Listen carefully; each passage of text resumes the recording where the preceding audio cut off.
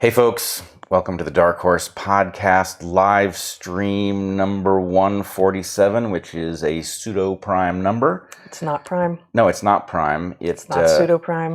It's well, nowhere it close to seems prime. like it should be prime. So seems like it should be prime seems is rather like a different thing. that's I don't what think so, though. pseudo-prime is. As we were talking about in the long run-up to today, we are, incidentally, Heather Hying and Bret Weinstein. I was going to explain that. Talking about how it's 3 less than 150, and 150 being a multiple of 3. Clearly, it's not prime, but 49 by 3, 7 by 7 by 3, That is a 21 by wicked 7. method you've got there. Yeah, no, I'm going to have to adopt that method. There will be fewer pseudo-primes if I do.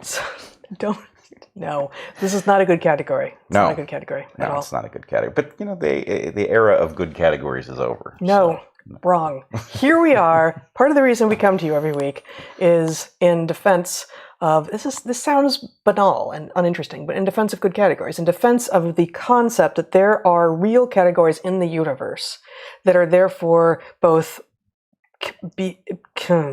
that can be understood and are therefore worth defending as categories. Well, I know from people who come up to me and say this, and I know they come up to you and say this also, that the role we seem to be playing is keeping people sane. Now, I notice that nobody ever says we made them sane, right? It's a matter of preserving a holding sane on state. to, yeah. Holding on to what sanity they still have rather than generating or bootstrapping sanity from nothing. Mm-hmm. So anyway, that's something we might take up later. But for the moment, keeping people sane seems like a reasonable investment. Yes.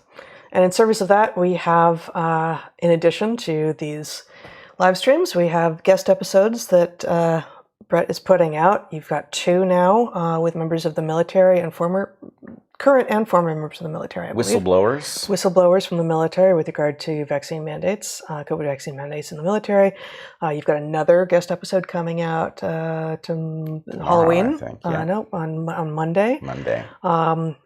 Also in service of hopefully keeping people sane and maybe bringing people into a greater understanding of how to maintain sanity and live in this crazy hyper-novel world. We have A Hunter-Gatherer's Guide to the 21st Century, which is being published in all sorts of cool languages that we don't speak. So we just have to take their word for it, that it's being translated right. I just saw the cover for the Chinese edition, and it's got a whale on it.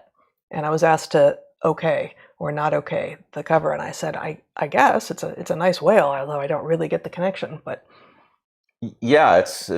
I was like, as long as it's about whales and not whaling, which we are not in favor of, then okay. Yeah, well, I mean, if you're in sufficient pain, whaling is justified, but it's spelled differently.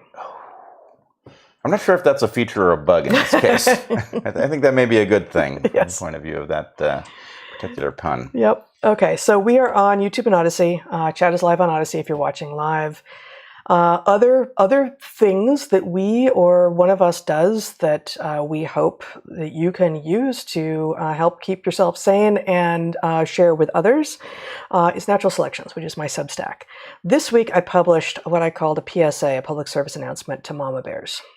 To defend your children. In it, I point out that mothers, being women, are more likely to be both agreeable, which is a term of art in psychology, referring to being less likely to rock the boat and disagree with those in front of you, and also that women are more likely to behave in ways that reduce harm and that reduce risk, and that both of these tendencies are being gamed by authorities and others to convince women that the very things that are harming children are the things that are not harming them, and thus mothers in particular, I feel, are being gamed. And so I implore women to start asking questions of what they are hearing from everyone, us, authorities, everyone, and come to your own conclusions. And at the point that you discover, even if you're days, weeks, months, years into affirming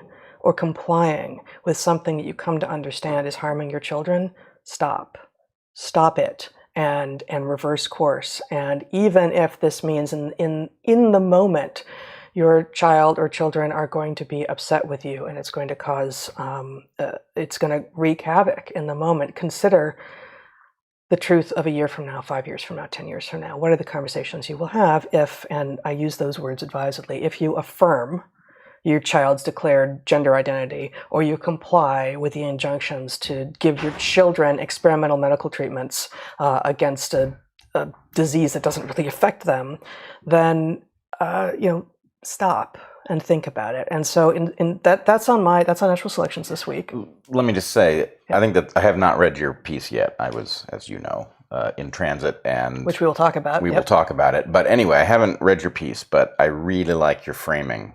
This is the first I've heard it, that basically maternal instincts are being gamed. In other words, maternal instincts are being and really used. Female instincts specifically. Yeah, but they're being flipped on their head. They're being used in a paradoxical way to do exactly the opposite of what they are there for, right? The protection of children is being compromised by the misapplication of these maternal instincts. That matches exactly what I've seen. Yeah, thank you. And I mean, obviously, I think it's right. It's what I'm proposing. And there are many people who are saying things like this.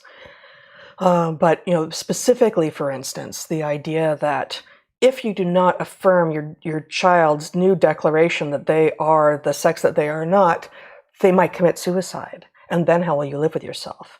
Well, I would say look carefully into those claims and ask yourself, if you allow your child to take puberty blockers or cross-sex hormones or get surgery, they will be compromised forever. And then how will you live with yourself? Like that is the harm that you can actually avoid. So all of which, I encourage you to go look at that piece. And I also made the audio read of that, my audio read of that piece publicly available, not just for paying subscribers this week. Usually the audio reads are for paying subscribers only. But the little piece of graphic that I made, and Zach, you can show now, to go along with the audio piece, do not affirm, do not comply. We've turned into merch. Which, because we don't yet have our new studio, we can't just show you on the site just yet. But I want to say, so do not affirm, do not comply. DarkHorse shirts are going to be available at some point within the next few minutes on our new store, shirts, hoodies, and the like. And in service of that, I also wanted to say a few things about our new store. Sure. Because we mentioned a couple months ago, I think, that we have a new store, and I didn't really say much more. We had a cat fight in the background here. That we're just so thrilled to be working with these guys. It's a small family operation. It's a couple, just like we are, running their own business out of the middle of the country, out of Kentucky, and they're just awesome. They are an independent small business who are supporting independent voices. If you have ever have a problem with an order, you reach out to them. You're going to reach a real human being, one of their small team, all of whom are awesome. And they themselves are DarkHorse fans, is how we came to be familiar with them. So we have shared interests, shared values. And basically, if you see something there, if you just want DarkHorse branded merchandise, or do not affirm, do not comply shirt, or they've actually got their own print shop too, so they're doing all the printing and the embroidering in-house. So the quality control is extraordinary. The quality is high, and the quality control is excellent. Yeah, the quality is very high. The quality control is excellent, and so if you want that, you no longer have to get that through some sort of big, amorphous, anonymous thing. You are supporting us, but you're also supporting another small business that is both a media management operation and a print shop. So we encourage you to do that, and that's at darkhorsestore.org. Okay, we are supported by our audience through the ads that we run, which we'll get to, the 3 ads that we run at the beginning every week, and through people paying to access Natural Selections, through our Patreons. Tomorrow we have our private Q&A, our monthly private Q&A on my Patreon. Next week you will have your private conversations on your Patreon. And we no longer make money the way that people usually do. If you're seeing us on YouTube, we were monetized, and we got demonetized by YouTube. And we'll be talking a little bit today, actually, again, as we have before, about misinformation and disinformation. But we were demonetized, presumably because some intern there imagined that we were guilty of mis or disinformation, and we weren't.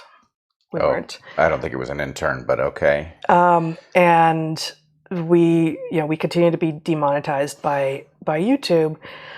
So as such, we encourage you to join us at our Patreons or on my Substack or any other way that you can. And also, if you are interested in any of the sponsors that we read ads for, please do consider going there. We actually are very, very discerning, and we only take sponsors who make products or offer services that we really, truly stand for. So without further ado, here we go with the ads for this week.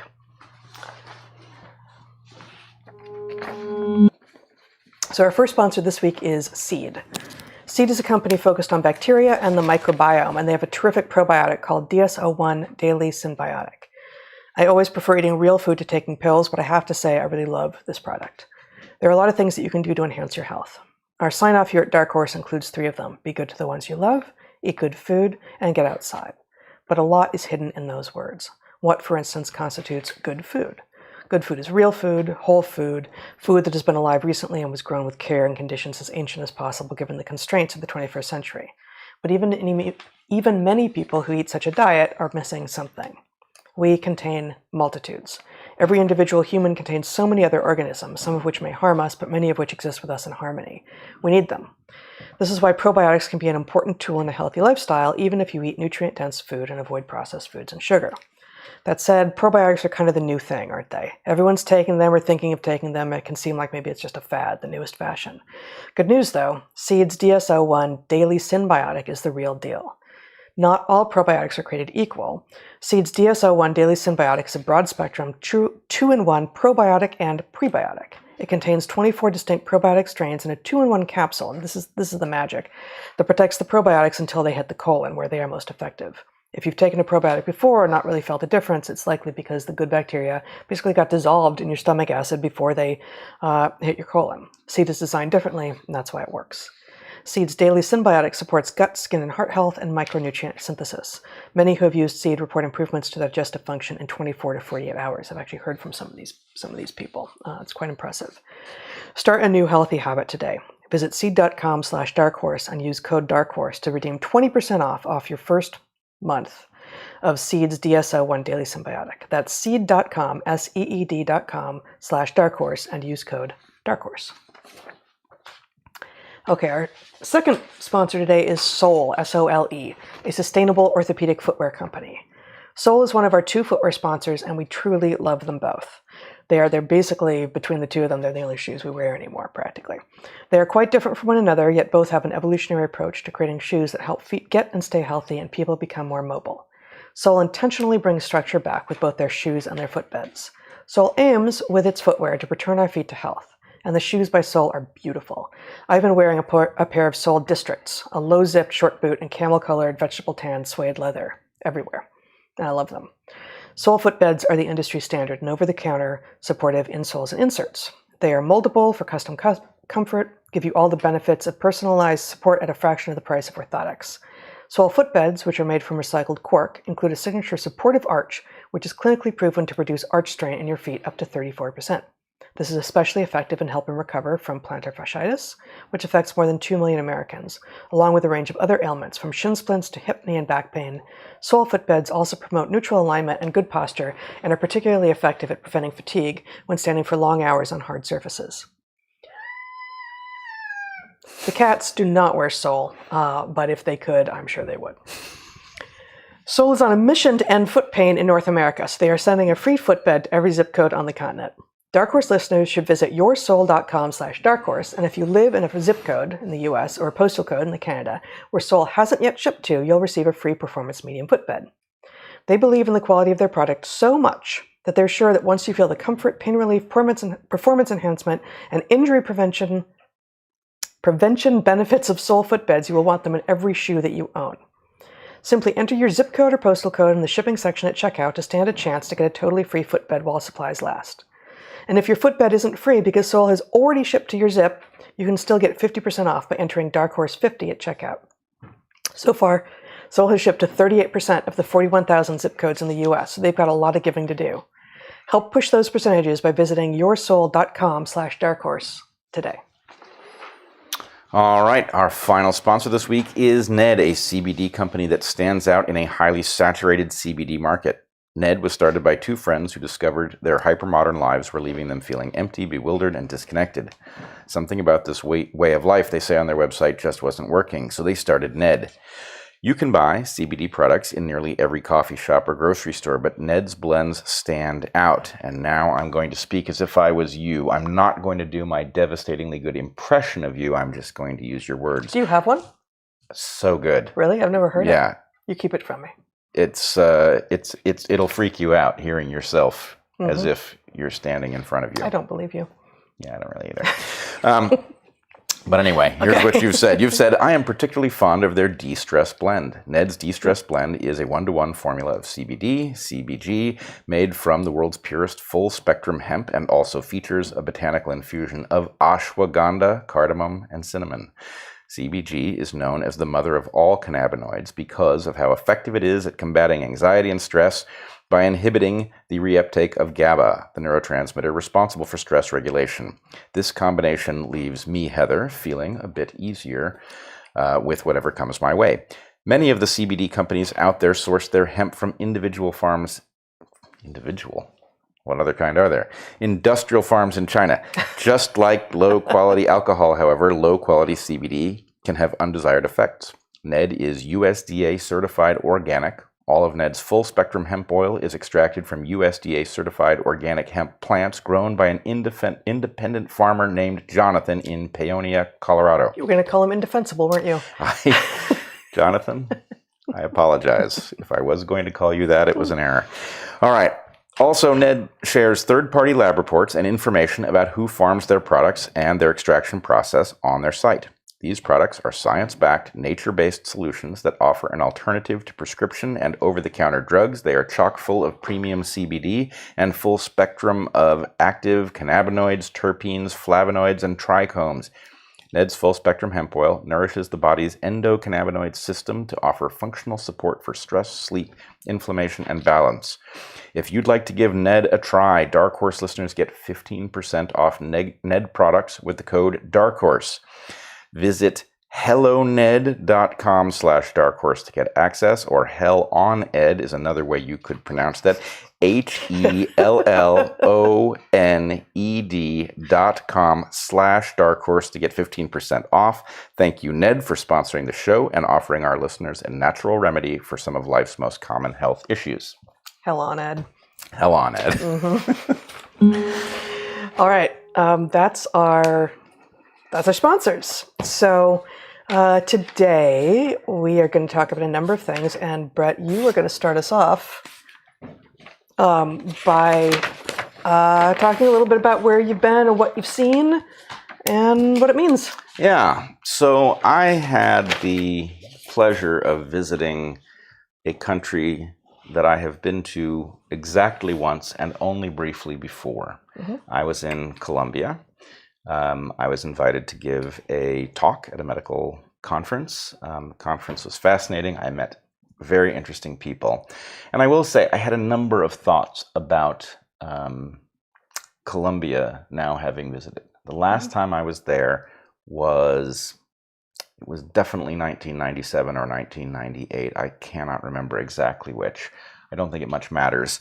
But at the time, there was exactly one place a gringo could go in Colombia. And if you even stepped out of that place, the risk of being kidnapped was incredibly high. This is not like when they tell you, oh, don't be out after dark in Managua, where you have a high risk of being robbed, but your risk is still, a tiny fraction of 1%. This was, if you step out of the zone where you are protected by the military, the likelihood of you being captured by the FARC and being held for ransom was through the roof.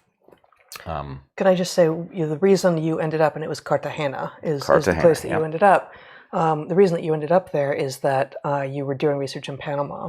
And in Central America, unlike the places that we've been in South America, unless you have a long-term visa, which are very hard to get, in Central America, you have to leave the country every, I think it's 90 days maybe, but you just have to leave the country for like 72 hours, and then you can come back in and get another 90-day visa.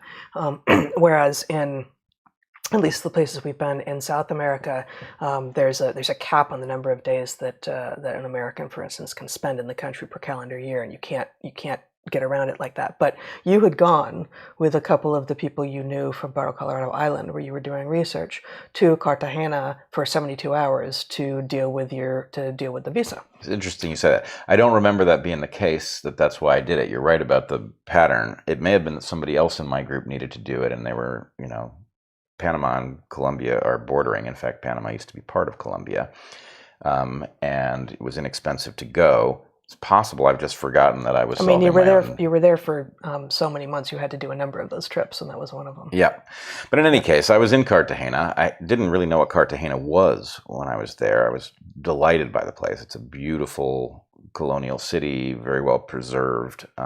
So it was lovely. But I was walking down the beach in Cartagena one day, and I was stopped by a soldier who was like, "Yeah, you can't go beyond this jetty. Right, this is the end of where gringos can go." So anyway, now and he wasn't saying because I'm the authority and I have a gun and I'm the big bad man. He was like, "You're going to get hurt. Yeah, and you're going to get disappeared." And having now returned to Colombia, I asked Colombians if that was an exaggeration, and everybody validated the story that this was that dangerous. Mm-hmm. So I think the most dangerous place on earth for at least those from the United States. But anyway, so here I was returning in 2022, mm-hmm. and which I should say, it was supposed to be us, right? We were invited to give this talk. Absolutely. And as it turns out, it was there was stuff to do parenting-wise back home, and so we decided it could have been you, it could have been me. We decided that you should go, so you were there. Yep. And tell us about it. So, a number of things are true. One, it is amazing, and I think there's some lesson here for all of us, right? We are watching our civilization do some very bizarre and truly dangerous things, but it is worth understanding that a place like Colombia that was literally impossible to go to because of the danger is now quite hospitable. Now, I was told that there was a certain amount of danger walking around, not so much from things like the FARC, who apparently still exist and still they do? harass people. Well, they've been driven farther from inhabited places, is my understanding. They've been driven effectively farther into the jungle by a concerted military effort. Mm-hmm. And so the danger is more about petty crime and things like that. I must say, I didn't feel that danger at all. I walked around as much as I could in Bogota and then later in the backcountry, which I'll tell you about. But anyway, there's something profound about being in a place that you literally couldn't go at an earlier point, and now being able to walk around freely. And you do see police presence all over the place. I probably shouldn't have been surprised at how different it felt from Ecuador. They're very close together, of course, and there's some similar things about them. The capitals in the Andes, and they have lowland tropical forest and all. So there's some things about the country that are superficially similar, but there was only one or two places that it really felt like, yeah, this could be Ecuador. So that was interesting. I am very excited for us at some point to explore, well, for me to get to Colombia, but for us to also get to Venezuela and Bolivia as well as Peru. And Peru, yeah. Because Ecuador, Bolivia, and Venezuela,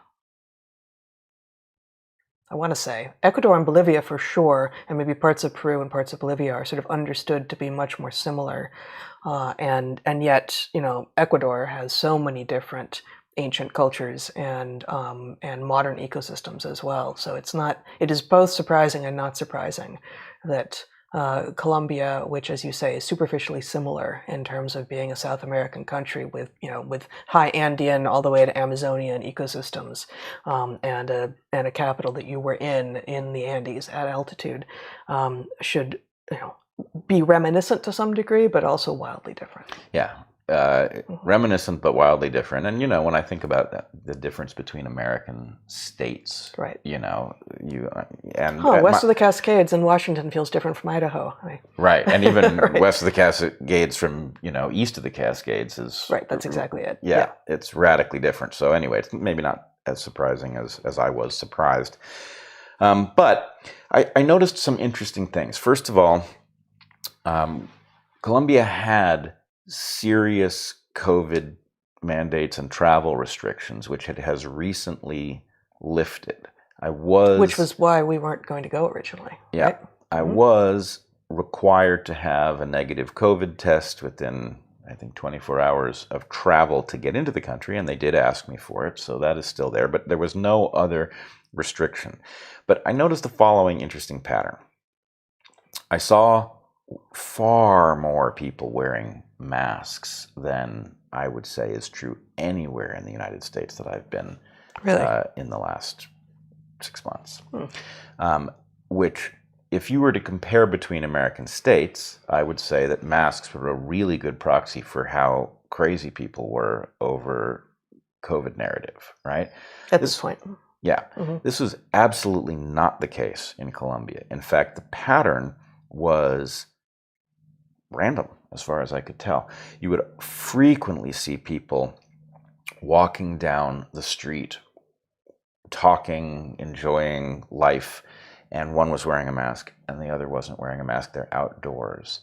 And I began to puzzle over this because, it's such a flashpoint in our culture, whether you are or aren't on board with whatever the narrative is, that, it's wrecking relationships. And there was no sign of that here. So the question is really, why, if there's no sign of that, if people don't, if one person who believes in the masks isn't feeling the need to implore their friend, oh, you should wear it too because you might get COVID and it'll be this, that, and the other, what is going on? Was it always? So I mean, I have seen pairs of people walking down the street in west of the mountains on the West Coast, in which one is masked and one is not. I think every time the woman is masked and the man is not. When it is a couple like that, is that a pattern that you noticed? I would say it was more women than men, but there was really very little signal that I could find. Maybe there was signal and I just didn't figure it out. But anyway, I also noticed some other things that I think are connected. And I'll tell you what I put together, which I did run by my host, and he I think thought it was credible. But the doctor who put together the conference, who I don't know if we asked him if we could mention him. Oh, I feel confident we can at least just say Dr. Ben. So the other thing I noticed was that Colombians were very much going on about their lives. There was much less of a sense of COVID trauma having disturbed normal patterns. This looked like Latin Americans doing what Latin Americans do, right? I was there over a weekend in Bogota. People were dancing. Not only were they dancing in places where dancing was the thing, but, couples would get up and they were dancing in a cafe because the song that was playing delighted them or whatever. So people were falling in love. They were holding hands. They were dancing. They were singing. There was a great, I had to work a little bit to find an authentic food place, and I was getting dinner there in the place next door. Because you were staying in conference land. Yeah, unfortunately I was in conference land. So it was a long walk to anywhere. But there was a great, really good band playing a lot of. This is at the Colombian steakhouse that you found. Yeah, they were next door, and they were playing lots of Latin rock songs that I didn't recognize, but that were compelling, and then occasional covers of songs that I both know and like. I can't name off the top of my head what the Colombian music. Oh, we got a cat with something in his mouth here, if that is worth dealing with. We're doing a little predation interlude here. So I'm just thinking, okay, I can, there are known musical traditions in, I assume, every Latin American country, and I don't off the top of my head know. I'm embarrassed to say I don't know for sure. I'm wondering if cumbia is actually the Colombian, but I guess I didn't mean to put you on the spot at all. I was wondering if you felt like you were hearing something that was Colombian specific, or if it was sort of, Latin American rock. It was young, modern, sophisticated rock, and the things that they chose to cover reflected the same thing. So like, Radiohead, that's not the average band you hear covered. Yeah. But here it was. So anyway, life looked surprisingly normal. The masks were completely at odds with that interpretation. And what I concluded was Colombians have lived under various kinds of tyranny, lots of it driven by American drug policy.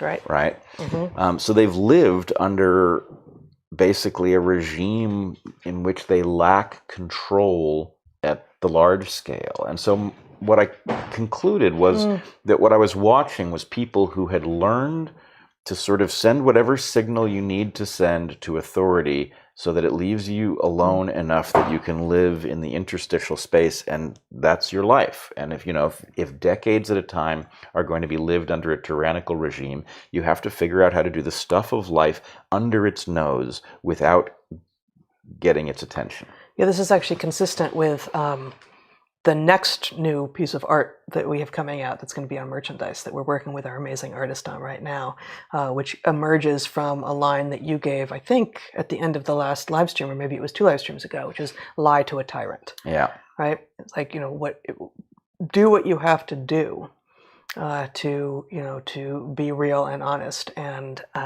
what it sounds like what you're saying, even though there's not a particular tyrant here that you're referring to with regard to Colombia, give the little nod to the authorities and then get on with your life. Like in between places that it's watching, right? So anyway, I thought this was great. This sort of reminded me, both the fact of Colombia having gone from a place that was totally unsafe to a place that is now safe enough that at least I didn't feel threatened walking around. Yeah. That is heartening, right? They've gone from a regime that was completely intolerable, at the height of the drug war and the FARC revolution, to a state that is totally recognizable. And, let's put it this way.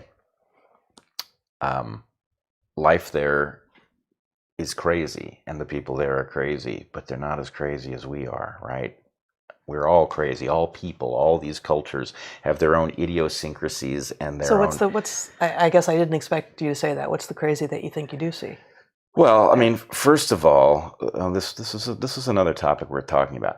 There is a way in which in Latin America, you and I have seen this so many different ways. Life is unfortunately cheap, and it's very disturbing to see it, right? The exhaust that comes out of a truck that you can't get out from behind is absolutely toxic. Yeah. And it's and not there's even no regulations. Nobody's even notices it. It's so ubiquitous that it's just like, well, what would I even do to notice that some toxin is being spewed into the car I'm traveling in, right?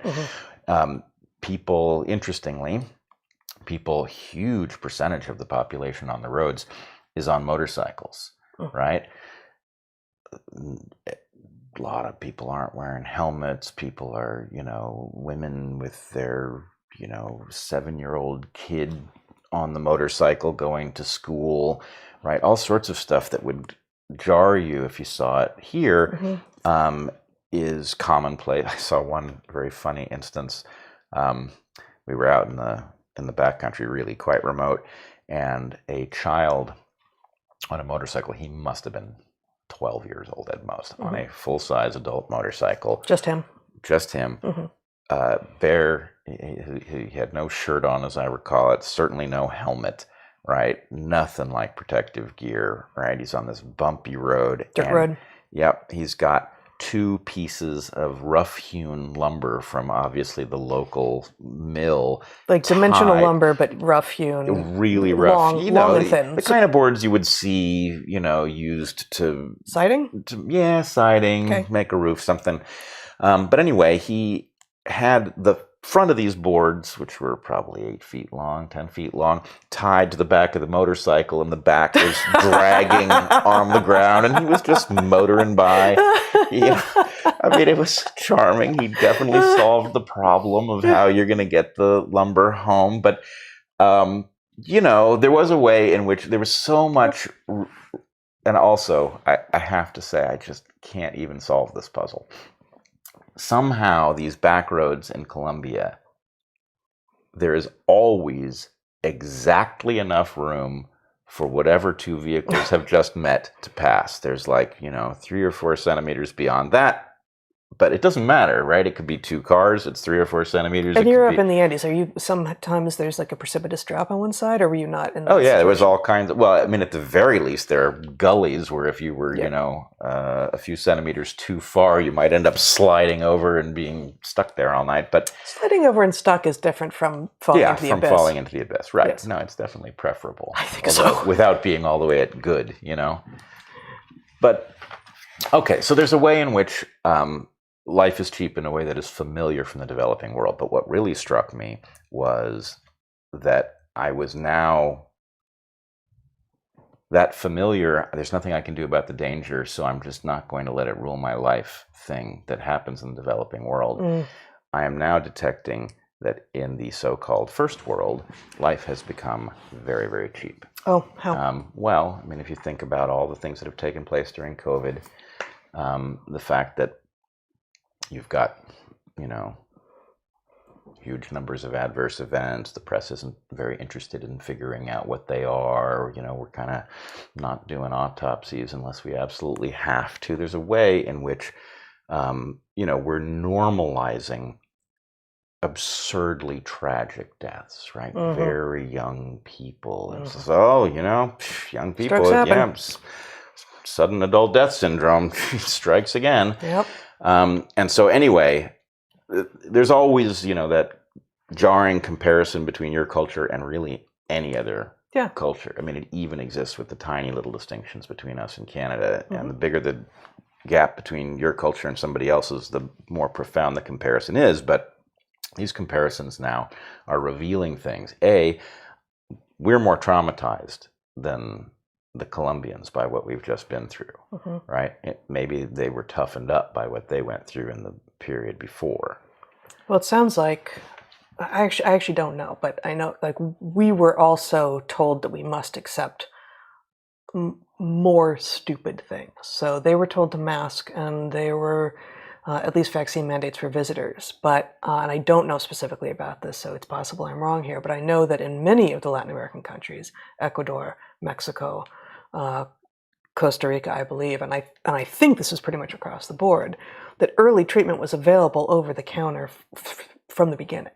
Basically, that there was no attempt. And I remember, like, the head of state in El Salvador was busy talking about vitamin D early on too. Yep. But the drugs that we shall never mention by name for fear that we somehow become re-demonetized, even though we were still demonetized, were just available, and people were using them, and they were even being given out by governments in Mexico as understood to be early treatment, and in some cases prophylaxis packs. Yep. So that it's possible that some Latin American country didn't do that, but I don't know that to be the case. And so even if many people are still masked, and we know there have been vaccine requirements until recently, at least for visitors, that doesn't mean that the degree to which basically the gaslighting of the populace was happening at the same level that it was in the United States and Canada and the UK and Australia and New Zealand. Basically, the English-speaking countries of the Western world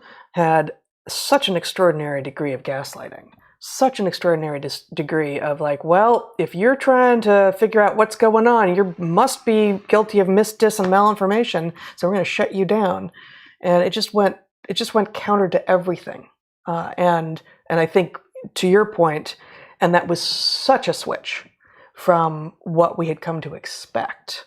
Whereas the Colombians, having been effectively held hostage by not a government, but a set of organizations that were outside of the government for so many years, came to figure out how to sort of pretend to pay allegiance and then go on with their lives. Yeah, I think this is quite the case, that effectively under tyranny, I think I believe this, under tyranny one is always gaslit. Mm-hmm. And if you have had enough of that in your history so that you've kind of gotten used to the idea that certain channels are compromised and they'll say stuff to you and it may even govern what you have to do, but privately you don't have to believe it, right? That gives you a kind of immunity. And what happened in the United States, at least, was that people were used to these channels being noisy, but they were not anywhere near prepared for the order of magnitude of bullshit that flowed through them. And so, this really is what the big lie means, right? The big lie is that the lie is so big that you can't imagine it's a lie because it's beyond what would credibly be misrepresented. Right. And actually, this goes to another point, which, it put me in a weird spot. The day I gave my talk was the day that the CDC, and it's very hard to describe this with enough precision to be perfectly accurate, but the CDC recommended to the states that they put the... Not even, actually. So the CDC put together a committee of 15 people who voted unanimously to recommend that the CDC then recommend to the states. And so Walensky still had to sign off, and of course she did. Yeah. But the unanimous vote by the 15-0 committee to, we didn't get to the punchline yet, to put the COVID vaccines on the recommended schedule for childhood vaccinations was what happened.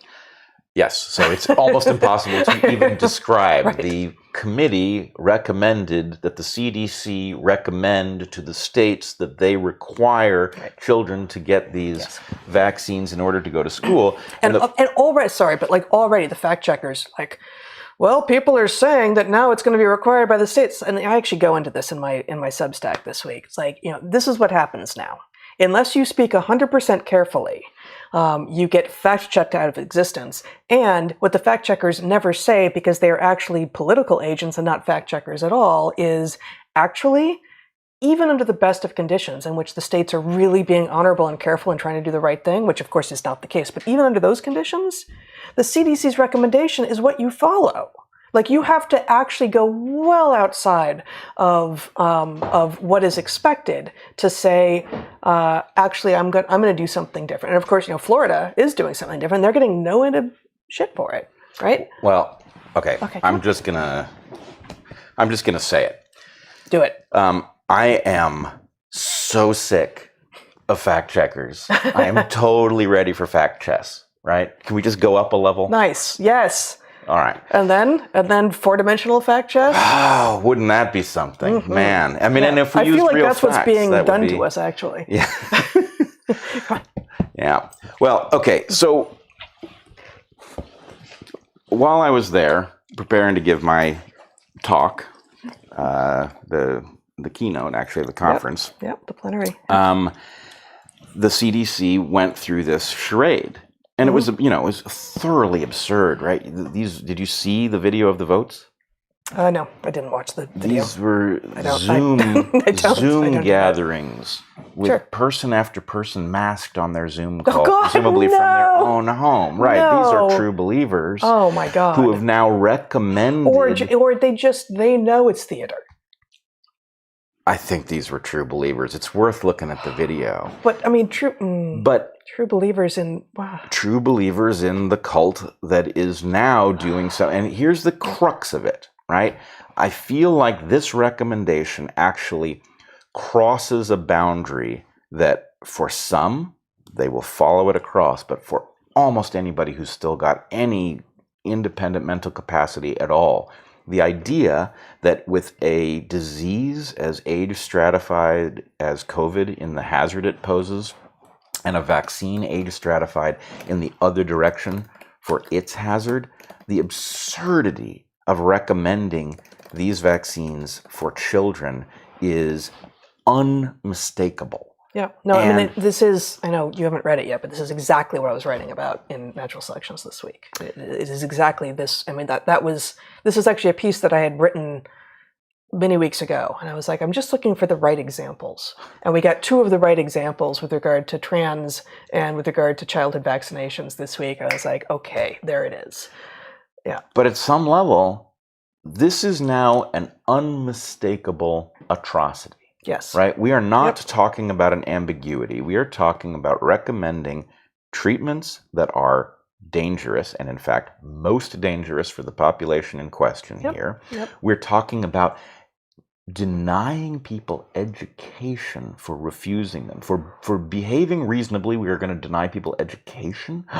That is like ghastly at an incredible level that this would happen to children. And then for the CDC to play its game, well, we're not requiring these things. We don't have the authority to do requirements. No, we're not. Heavens, no, we're not requiring. Many of you had never heard of us before COVID, and now we're on the tip of everyone's tongues. But we certainly don't have any authority at all. How could we? Look at us. All we did was recommend. If the states are going to, you made recommendations injure that your weren't children, followed? that's the state's problem, right? Yeah. It's just like, it's amazing. And even just the mind-blowing fact of, okay, let's understand the CDC. Let's take it more or less at its word.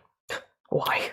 Sorry, but like, why would we do that at this point? Because it is its own reducto ad absurdum. Okay.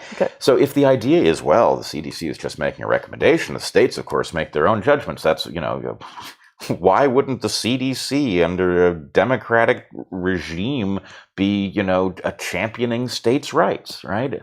It's, okay, absurd on its face. But now let's imagine that the states do what they are apparently going to do. You've got a bunch of rebel states that aren't going to recommend these things. Mm-hmm. And you've got a bunch of states that are going to engage in the usual slavish devotion to authority and are going to require them. So now you've got a patchwork country in which the inexplicable, completely unnecessary harm to children is going to be done on a state-by-state basis. Those people who have the means to move themselves out of states are going to have an advantage over those who are condemned to stay in the state that they are in because of a job and the need for it, or who knows. I mean, and this in sort of with the opposite political valence. This is true with regard to reproductive rights, with regard to abortion, right? So, Absolutely. we've always had the division over things like the Second Amendment, over reproductive rights, over death penalty.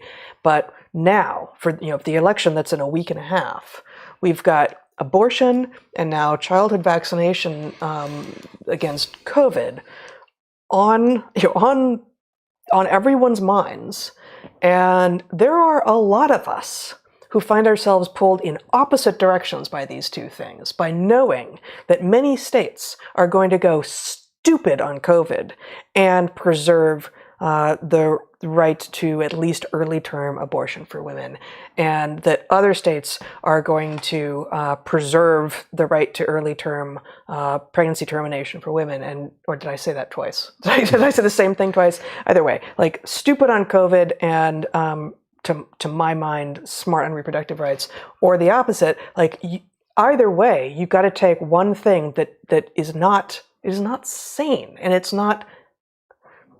Compassion is overused and it's weaponized, but it's not compassionate. Well, I mean, I'm afraid it's worse than that.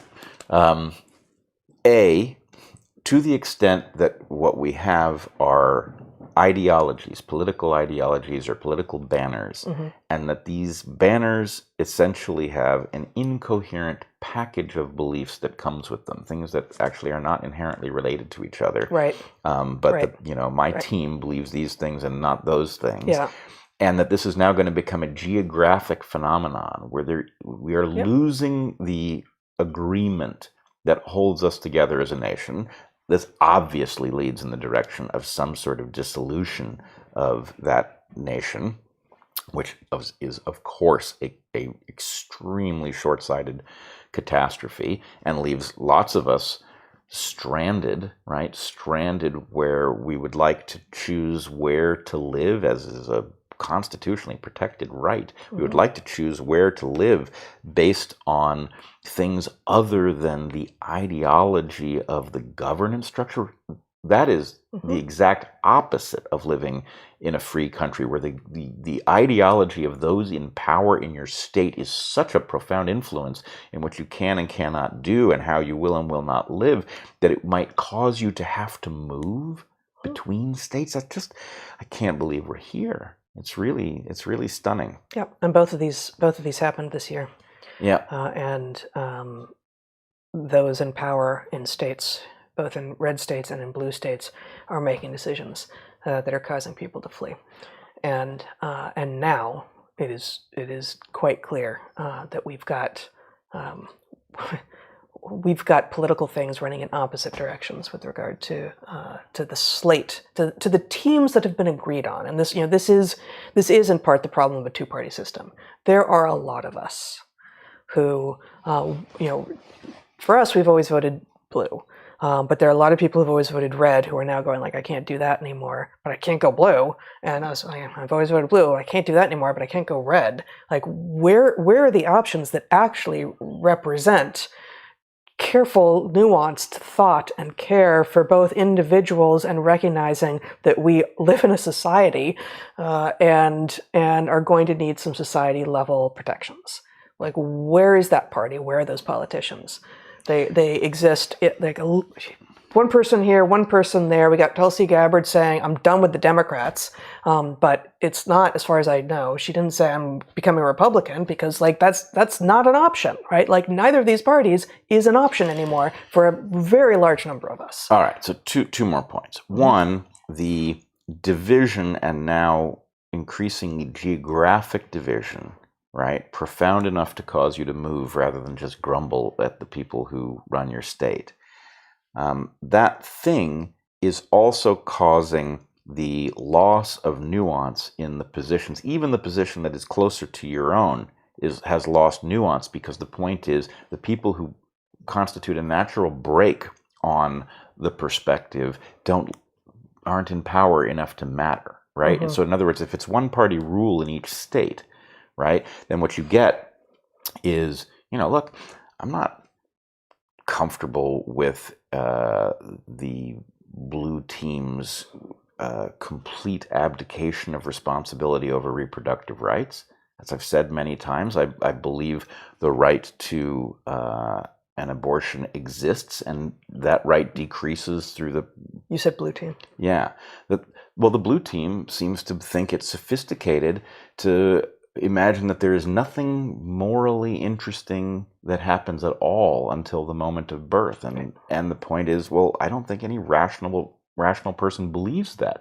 But if the idea is you have to choose between, sacred zygotes...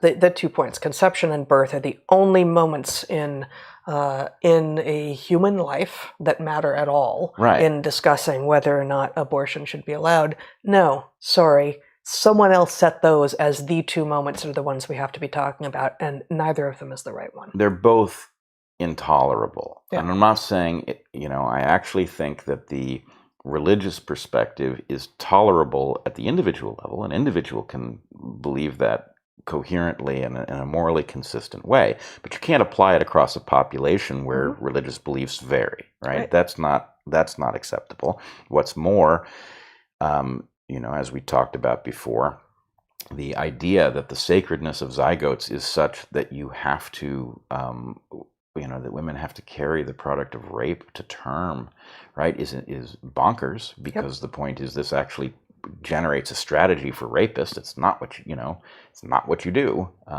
So the lack of nuance on both sides is a disaster, and the idea is that now we're going to have to pick your poison, like which bad philosophy do you want to live near or live under, is not a good thing. So anyway, the CDC made its move right before I gave my talk, and I felt compelled, actually. What kind of person would I be if I saw an atrocity, a slow motion atrocity unfolding in front of me, a medical atrocity, and I didn't say so at a medical conference? So I took the risk, and I told them exactly what I thought this meant and exactly what it implies about where we are in history, and didn't know how that was going to go over. But it actually, I got lots and lots of positive feedback over it. Mm-hmm. I may at some point make that piece. As you know, I don't ever write a talk in advance, right? I may have notes and know where I'm going. In this case, first time in my life, I wrote it out word for word. It really needed to be precise. So anyway, that was interesting. Interesting that the conference, a medical conference full of people who I can't say that they all shared the perspective, but enough of them did that, the feedback was not, you're a crazy person, but it was, whoa, thank you for saying that. Just to be clear, it wasn't mostly allopathic doctors. It was mostly naturopaths and osteopaths. Right? Yep. It was a heterodox conference for sure. But, I don't know what the total number was. A lot of people were remote. There were hundreds of people in the room. I think there was 1,000. Yeah, more than 1,000. Yeah, who were attending some way. In some way. So anyway, that was fascinating. But okay, I guess there's also maybe I should just move on to after the conference was over. My host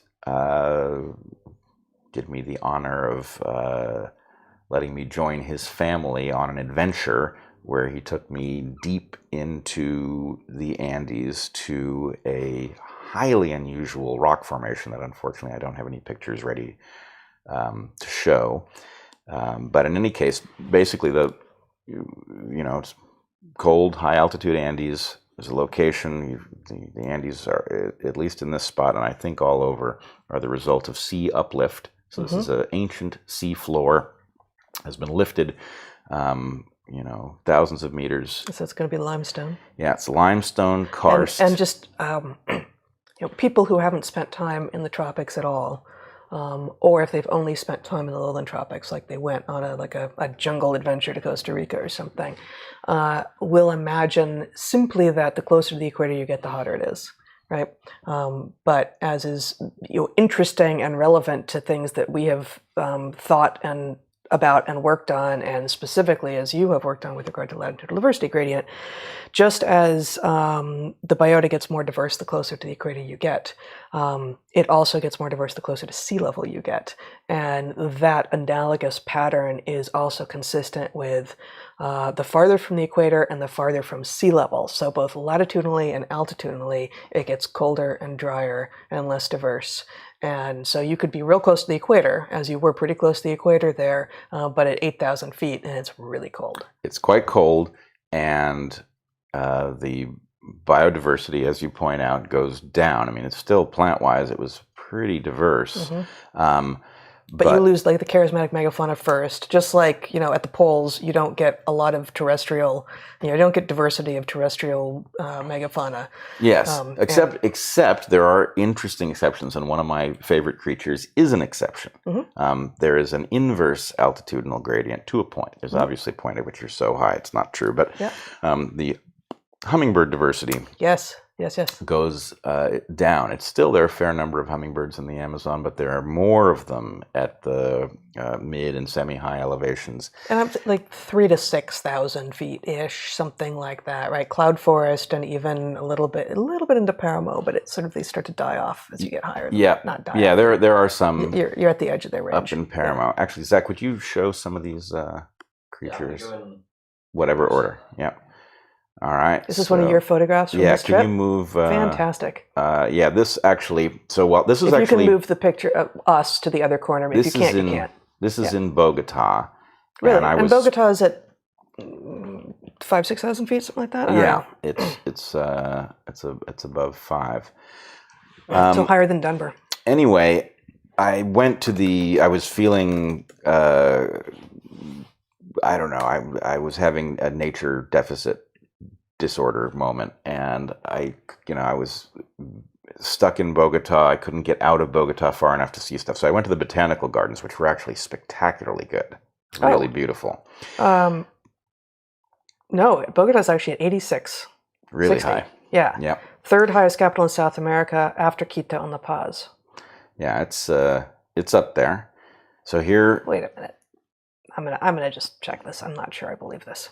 You keep going. All right. Yeah. So I went to the botanical garden hoping to find nature, and I did find a couple interesting things. I found a Cecropia tree, a tree that you and I are. That's a big genus, but you and I are well familiar with Cecropia. It's an early successional tree. It puts out a fruit that's actually slightly tasty. Certainly not bitter. But anyway, bats and birds love it. I don't think there were any fruit bats at this altitude. In fact, I'm sure there weren't. So just early successional means it comes in early, it grows fast, its wood is light, it dies fast. Yeah, and in this case, Cecropia's wood it lives is light. fast, it dies young.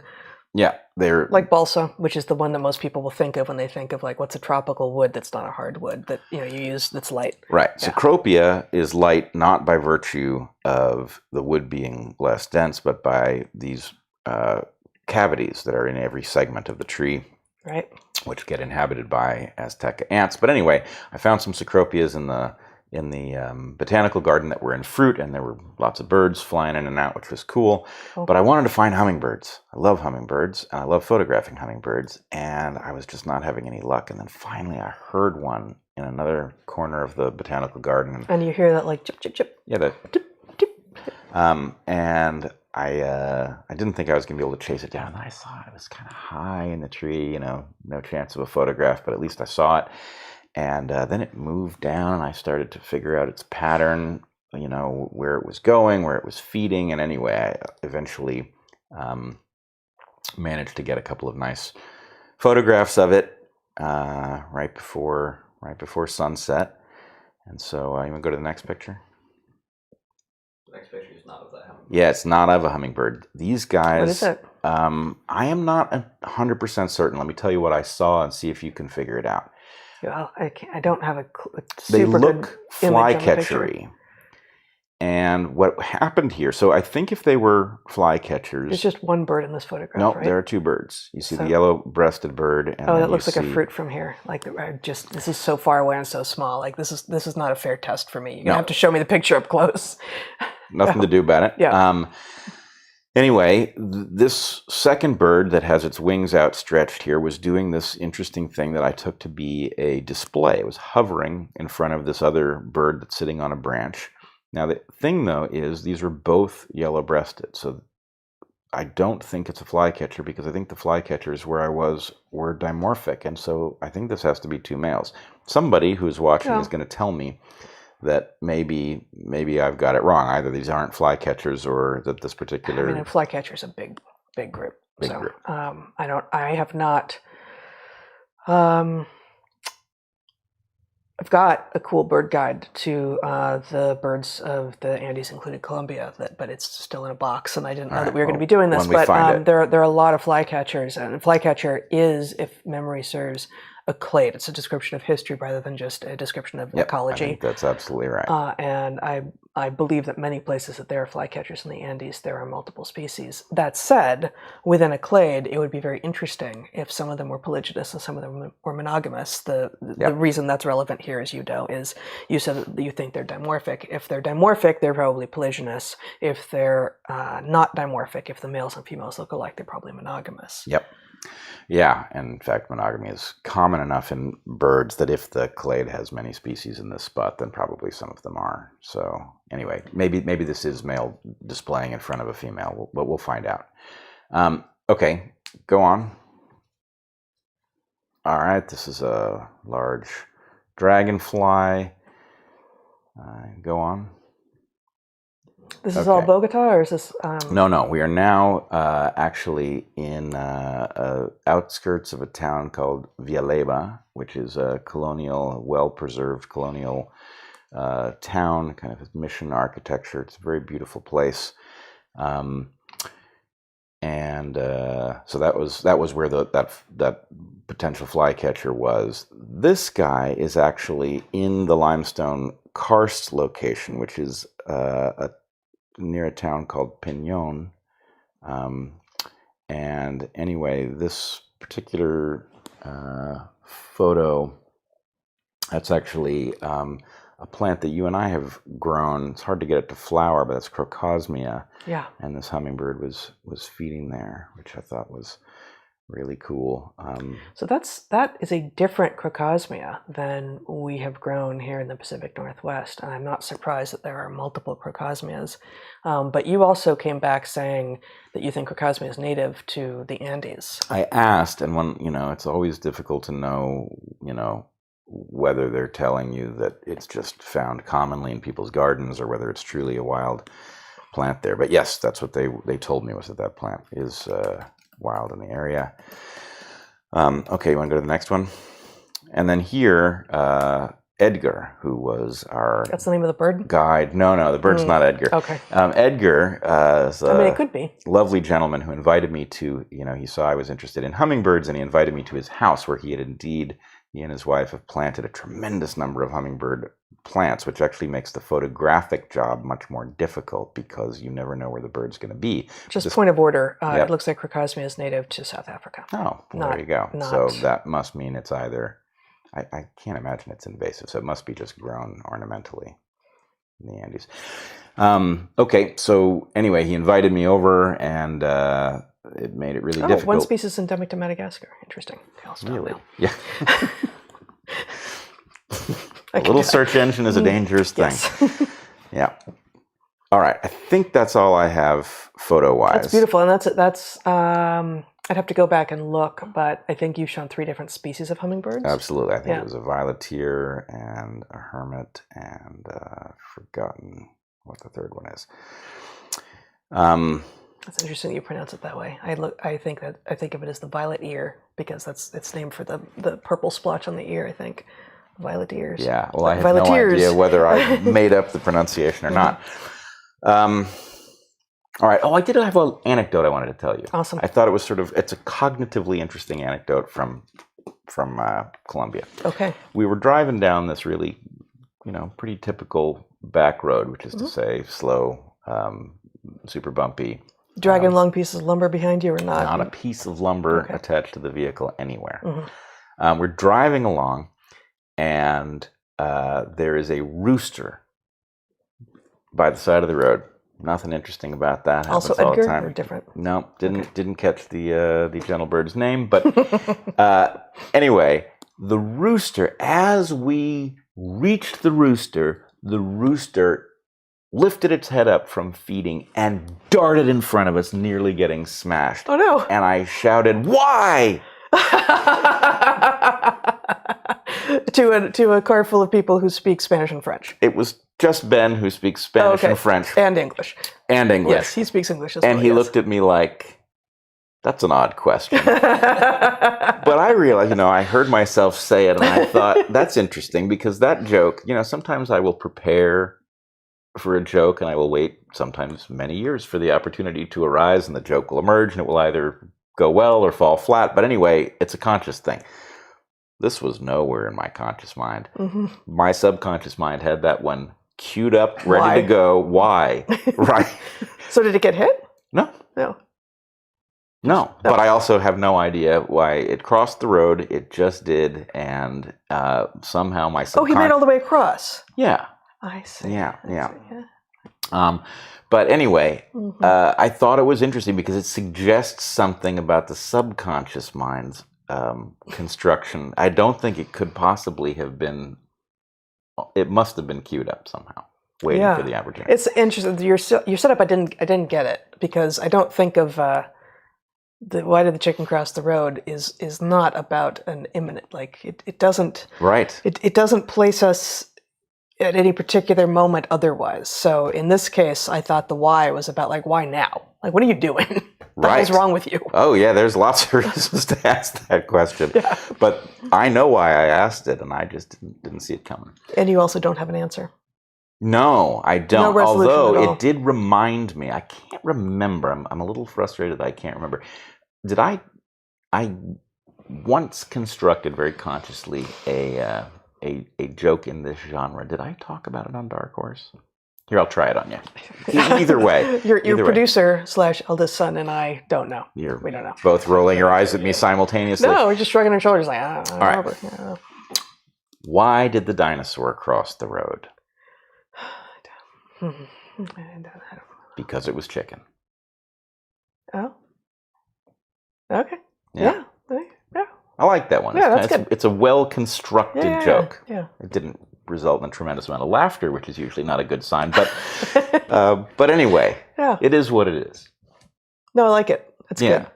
It's phylogenetic. Well, it's a thoughtful joke. It's phylogenetic. It includes a double entendre. It's a well-constructed joke. Yeah. No, it is. Yeah. It's good. Yeah. Ha ha ha. All right. All right. Yeah, maybe I'm at the end of Are you my you're done talking about travelogue. Colombia for right now? Yep. Okay. Well, that's all awesome, and I hope the three of us get to go back there with you at some point. Oh, absolutely. Sorry, Doug, you're probably not included in that, but she gets other adventures, doesn't she? She does. She does. All right. I want to talk a little bit about the AFT, which is it's AFT Washington is a state, quote from their website, is a state federation affiliated with the 1.6 million American Federation of Teachers, AFL-CIO. So this is we get this publication still because when Evergreen faculty voted to become unionized many years ago, several years before we left. That's a whole story unto itself, which we are not going to go into now. But Evergreen faculty voted to become unionized. And when that happened, we became members of AFT Washington and began to receive their publication. And somehow, despite our very public departure from Evergreen, they did not catch on. So we continue to receive this publication. And they've continued to send it to us even with our changes of address. So I don't even know what's going on. Yeah, but we got their newest edition while you were in Colombia. And I took a look because these publications often prove interesting, and this one did. Basically, I'm even more worried about the state of education now than I was before I took a look at this. There's a piece in here called Disinformation in Journalism, The Shape of the Landscape. Okay, so again, this is the publication of effectively the teachers union, including many people in higher ed, Washington branch that represents the unions for most educators across the U.S. who are unionized, which isn't all, but is many. So this whole piece, again, Disinformation in Journalism, The Shape of the Landscape. The whole piece is really deeply slanted, as you might expect, right? It finds nothing but truth and honor over in Democrats' side and sort of error and conspiracy thinking on the other side. It makes claims that whatever Republicans have said is clearly mis and disinformation, and whatever Democrats have said is not. And the problem, the article states baldly, about halfway through, is that the mis and disinformation are explicitly political. And this they are telling us is what the problem is. So specifically this paragraph, and I'm going to come back to this paragraph, but this paragraph in this piece is, disinformation is intensely political. PEN America, which is an AFT partner, did a survey of journalists last year that included a question about which potential sources of disinformation are the most egregious cases. 76% of respondents said right-wing conspiracy theorists. 70% said politicians or political organizations. Left-wing conspiracy theorists and foreign government actors didn't even come close at 35% and 30% respectively. Our entire political landscape is being reshaped by misinformation.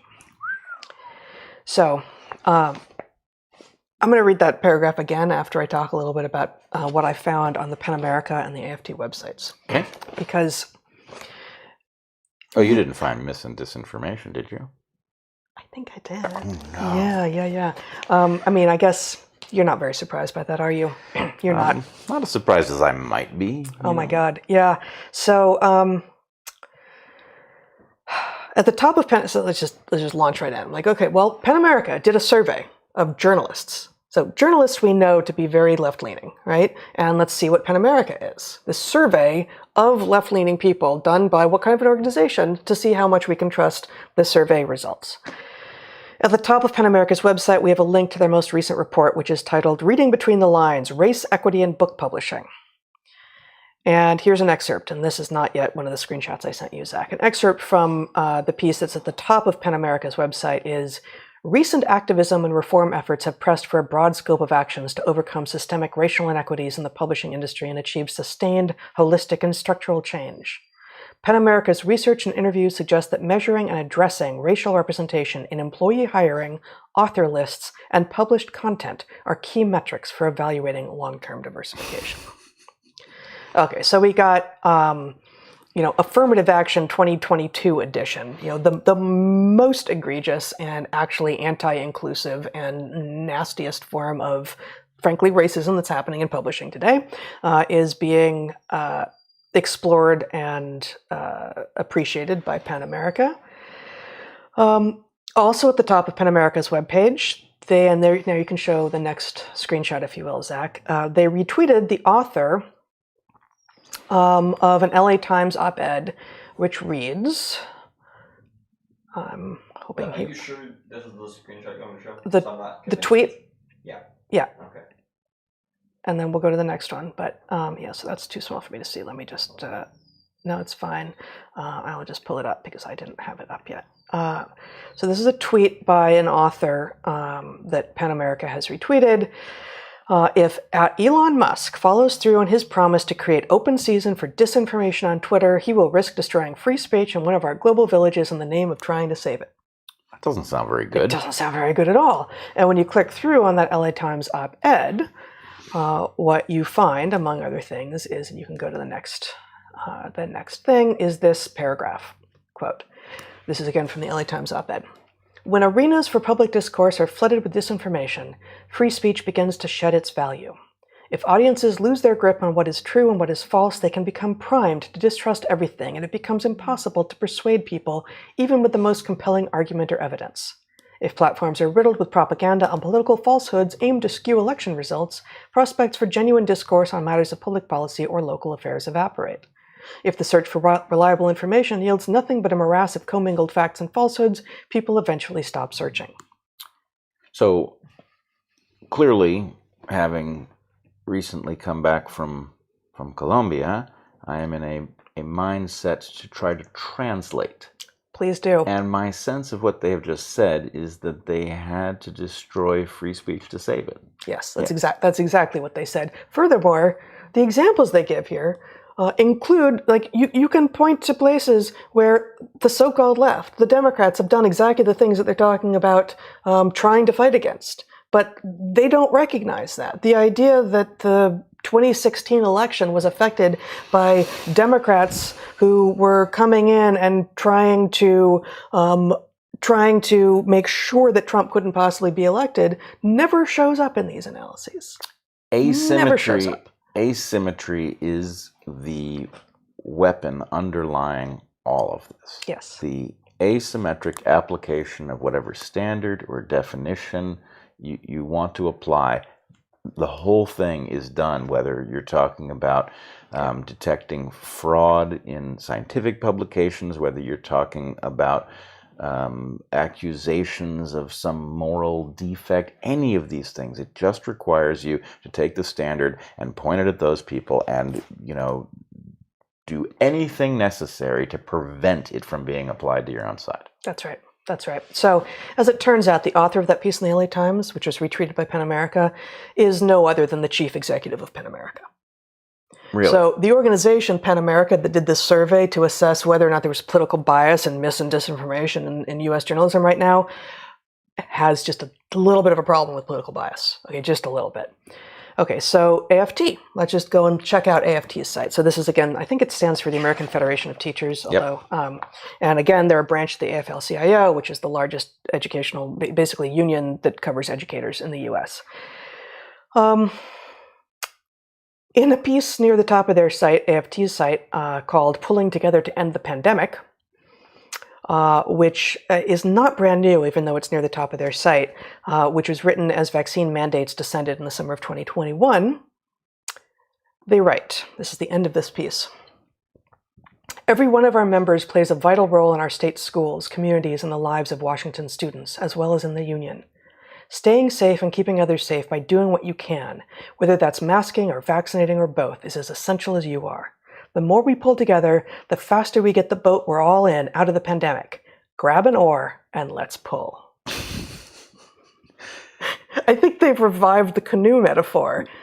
Oh, I hadn't spotted that, but you're right. This is the canoe metaphor. Oh my God! And it's also, I guess this is. When did you say it was written? Summer of 2021. Summer of 2021. I think it's 13, 14 months ago. Back when people still bought the idea that they now claim they never said that these things blocked transmission. They're lying. Yeah. Yes. Right. Mhm. Yes. Exactly. Yes. But this was as Inslee, this is again Washington State, this was as Inslee had already declared mandates for, I think it was K through 12 educators, and then separately many of the colleges had mandated for their employees.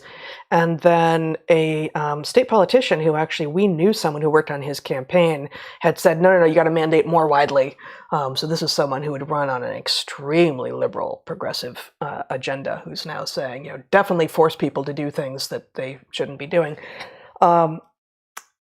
Anyway, all of which is to say that both the AFT and PEN America are both extremely, quote unquote, left, I'm going to say pseudo-left, leading organizations. And the AFT has written this piece decrying how political the mis and disinformation is, meaning how right-wing it is. And the only piece of evidence they provide for that is a survey of journalists done by PEN America. Journalists are left-leaning. PEN America is extremely left-leaning, and and stupidly so. Like this, I still insist on saying pseudo-liberal, pseudo-left. This isn't. It's not. Yeah. It's not what the left stands for, right? It's the blue team, which claims to be left. It's blue team, yes. So, how many among the smallish number of right-wing or centrist journalists are going to respond to a survey by PEN America when PEN America is what it is? How many? Therefore, this is terrible social science. This is terrible logic. It's being used as evidence in a piece in the AFT's publication, which is supposedly a piece by and for educators. How do we expect students to emerge from an educational system where the union members are publishing this kind of crap, this total garbage that is passing for thought and logic and research? It feels hopeless. Like, honestly, when I read this piece, and I wanted to talk about this specifically because I think it's so uninteresting and banal that it would have passed by most people's notice. Most people wouldn't have read it, right? Like, why would you read such a thing? But my point is, it's everywhere. The really bad logic, the inability to even track that what you have just cited as evidence does not constitute evidence at all. And in fact, the fact that you used it as evidence suggests that you couldn't find evidence if you needed to, and that the problem may be the reverse of what you think it is. Like, this is extraordinary. It is.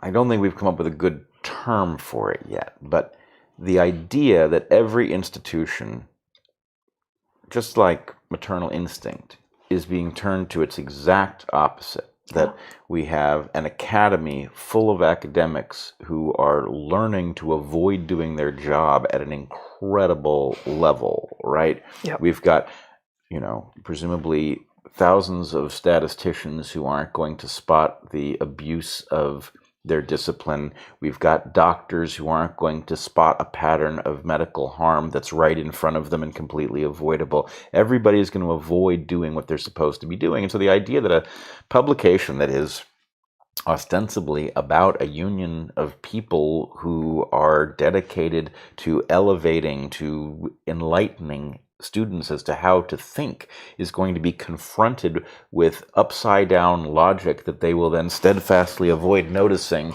right? Can't see that. It's at some point you've got to see the pattern, right? Yeah. Every institution is the inverse of what the thing over the door says, right?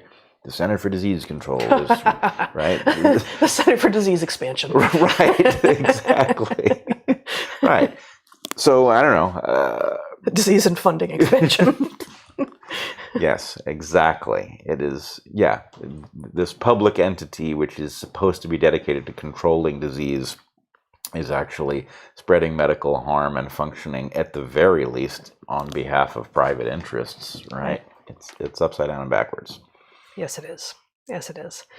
So, I know you wanted to say a little bit about Elon Musk and Twitter. And, absolutely. I thought that PEN America op-ed, that PEN America penned LA Times op-ed, which suggests that Musk's taking over Twitter is the end of the world, not quite in those words, would be a decent segue to you talking about Musk. All right, so let's talk about Musk. So Musk obviously is completing, I think now has completed the deal for Twitter.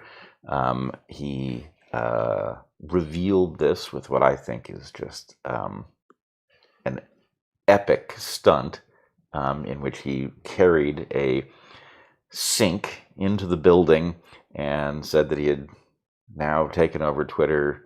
Let that sink in, which is so clever. That's good. Yeah, it's really, really good. I'm a big fan of it. Anyway, I will say I find thoughtful people who worry about things like freedom of expression, informed consent, these kinds of issues, are divided over whether or not Musk represents a huge win for those of us who believe in traditional liberal values, including free speech, or whether Musk is a cynical entity who is abusing the trust of those of us who want to see this as a very positive move. I find it interesting that we are divided over this. I must say, I believe those who are cynical about this, those who see his move as cynical, who see it as cynical, they're not necessarily being cynical. No, they're being cynical. They see, I think they're being cynical in the sense that something positive, the rare positive thing happens, and they are so mired in recognizing how bad things are that they can't even see that they have, that we are in a better position today than we were a week ago. I'm just objecting to the idea that that's inherently cynicism on their part. Well, I think it is exactly cynicism, because what they are doing is they are being reflexive, applying a conclusion. Yeah, this is just more of the same, to something that is actually, I think, 100% unique and at the very least difficult to assess in terms of its impact. So what do you make of it then? So, first of all, longtime viewers of DarkHorse will have heard us say many times that 0 is a special number. And the argument needs repeating. It's a really important one. The idea is, if there was a university where they still believed in truth-seeking and would subjugate all other values to it, right? Well, all the reasonable people would seek to send their kids there, right? Were there a newspaper or a newsroom of any kind that were decide, you know what, business-wise, we're going to take a gamble. Let's do journalism. Let's figure out what happened. Let's not think about whether or not this is good for our team. In fact, we don't have a team. We're just going to pursue the truth. Team Truth. Yeah, Team Truth. If Team Truth had a newsroom, you know what? Instant economic winner. Everybody would want that publication. Even if they had an ideology and they still subscribed to their ideological thing, they would subscribe to the objective thing so they knew what was going on before they got around to screwing up the analysis with their political stuff, right? Everybody would do it. So it's indeed mysterious that there isn't a single university that still functions, a single newsroom that takes advantage of the giant demand for actual journalism, right? Why is there no platform in which, you know, you have access to everybody and free speech is the value that is pursued, right? Obviously, we all want to go to a place where we can listen to what we want to listen to. And yes, a lot of people will listen to garbage if we do that. But the point is, it's a winning economic strategy. Why it doesn't exist? So basic argument is 0 is a special number. The number of functional universities has to be 0. The number of functional newsrooms has to be 0, right? The number of functional online encyclopedias in which you can actually check out whether something is or isn't true has to be 0. What Musk has done here is he has made a credible play for taking the number from 0 to something that isn't 0. He's gone non-zero. And I'm resisting saying from 0 to 1 because that is, of course, the title of Peter Thiel's book, and I don't mean to evoke it here.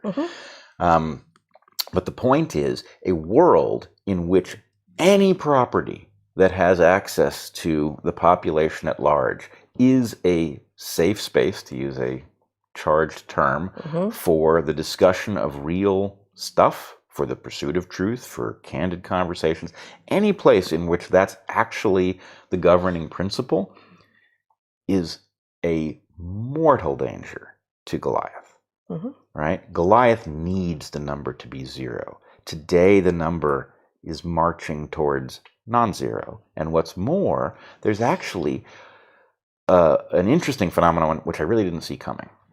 Not only do you have Musk having taken Twitter private with the explicit desire to make it a place where speech is free with some limits yet to be described, but basically erring in the direction of free speech, right?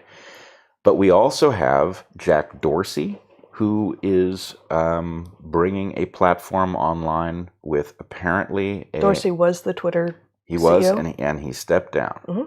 And he's got some new project. He does. It's, I believe, called Blue Sky. Okay. So I don't think, I mean, people have seen it, but I think the beta opened yesterday, if I understand correctly. What's more, you have Rumble making a credible play against YouTube. Yep. Right? Now, one of these properties functioning and Well, what do you see as the Dorsey property? What is it making a play against? Like what part of the social media or media market is it in, do you think? well, I don't know. I haven't seen it on the inside, but my sense is it's not clear to me how it fits with the other two. It's something. Forgive me, Jack, if I've got this wrong, but I think it's something in the neighborhood of a Twitter 2.0 kind of phenomenon. It's some place where discussion would happen that would be governed by different principles. Okay. But anyway, all that really has to happen is one of these three plays has to function, and all the better if it were 2 or 3 of them, right? Because then one can get compromised and it doesn't rob the landscape. It doesn't take us back to 0. Mm-hmm. So what I want to convince people of is that, I don't know if Musk is for real, but everything I see, everything I know from all of those years that we did professoring and all of the unusual people that we knew, all of the students, this does strike me as a guy who's made so much money that he can afford to gamble this amount on something more interesting than money, Mm-hmm. which is, I think, what he's doing. Mm-hmm. I'm not sure that this is a business play. Mm-hmm. My guess is he's not surrendering the business play, Sure. but that the idea is, all right, look, he's a guy who wants to bring internet to everybody, using Starlink, right? He wants to take humans to Mars. This is a guy who gambles on big, interesting stuff.